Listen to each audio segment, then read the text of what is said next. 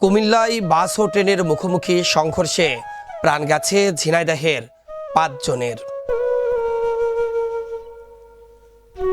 সময়ের চেয়ে জীবনের মূল্য অনেক বেশি। চলার পথে যে কোনো একটি ভুল মানুষের জীবনকে শেষ করে দিতে পারে। তার বাস্তব উদাহরণ এই কুমিল্লার পদুয়ার বাজার এলাকায় বাস ও ট্রেনের মুখোমুখি সংঘর্ষের ঘটনায় প্রমাণ করে দেয়।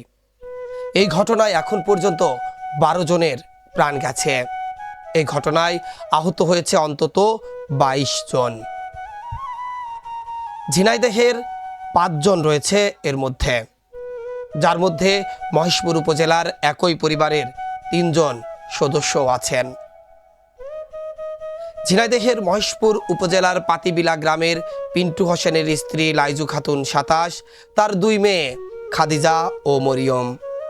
পরিবারটি ঈদ উপলক্ষে মহেশপুর থেকে নোয়াখালীর উদ্দেশ্যে মামুন পরিবহনের একটি বাসে রওনা হয়েছিল।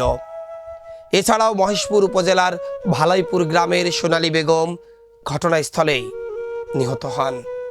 এই ঘটনায় তার স্বামী ইমামুল ইসলাম ৫৮ ও আয়েশা ৭ নামের এক শিশু আহত হয়েছেন।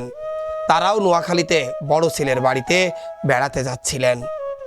অন্যদিকে ঝিনাইদহ সদর উপজেলার হরিশঙ্করপুর ইউনিয়নের পানামি গ্রামের মুক্তার হোসেনের ছেলে জোহাদ হোসেনও একই দুর্ঘটনায় প্রাণ হারিয়েছেন। তিনি ঈদের নামাজ শেষে শ্বশুরবাড়ির উদ্দেশ্যে রওনা হয়েছিলেন। স্থানীয় সূত্রে জানা যায়, আজ ভোর আনুমানিক ৩টা ১০ দিকে পদুয়ার বাজার এলাকায় একটি যাত্রীবাহী বাস রেল ক্রসিং পার হওয়ার সময় দ্রুতগামীর ট্রেনের সঙ্গে সংঘর্ষ হয়। এতে বাসটি দুমড়ে মুচড়ে যায় এবং ঘটনাস্থলেই বেশ কয়েকজনের প্রাণ যায়। খবর পেয়ে পুলিশ ও ফায়ার সার্ভিস ও স্থানীয়রা দ্রুত উদ্ধার কাজ শুরু করে।